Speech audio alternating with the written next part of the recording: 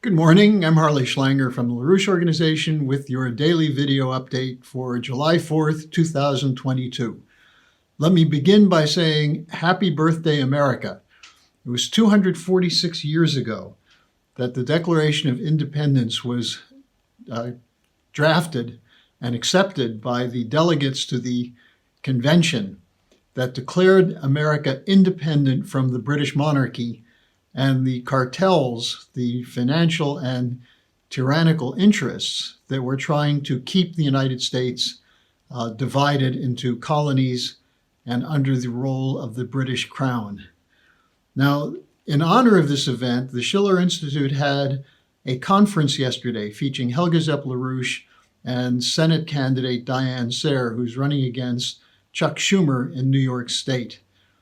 In her presentation, Helga Zepp-LaRouche gave an impassioned appeal to Americans to return to the principles, what she called the sacred principles of the Declaration of Independence, and to reject the policies of the unipolar world, which is imposed by the City of London and Wall Street as a new form of tyranny over the rest of the world, but also over the American people and the people of Western Europe.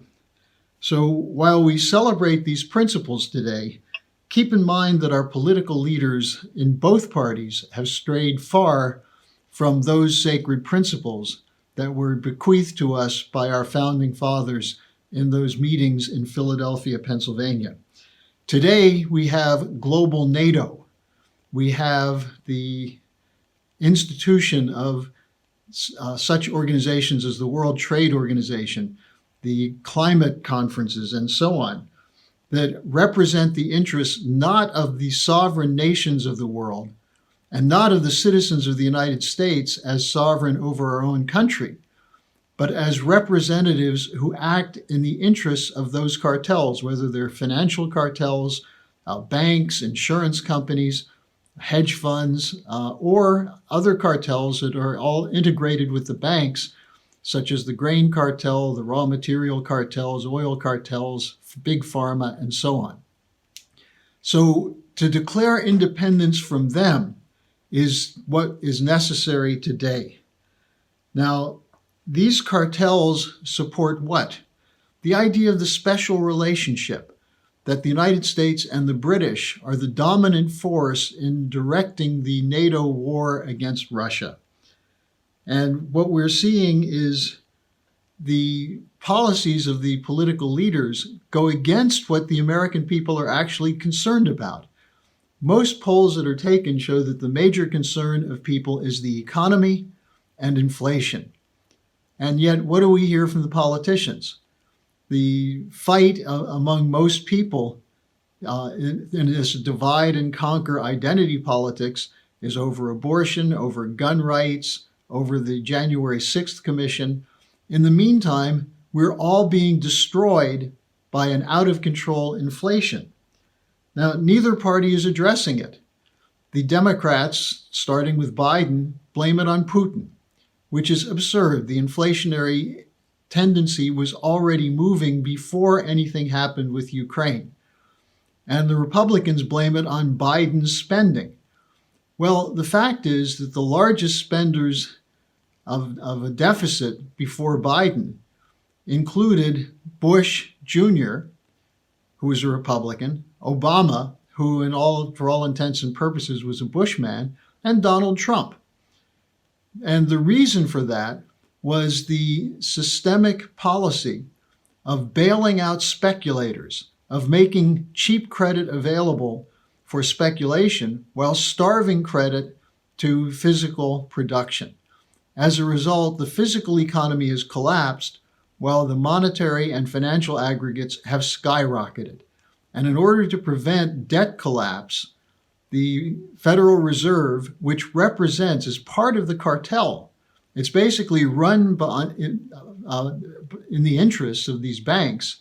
The Federal Reserve is pumping cheap credit into the hands of bankers who then provide it to their clients who buy speculative instruments, whether they're their own stock or derivatives contracts, mortgage-backed securities, and so on. As a result, we have a runaway inflation. Now, what's being done about that?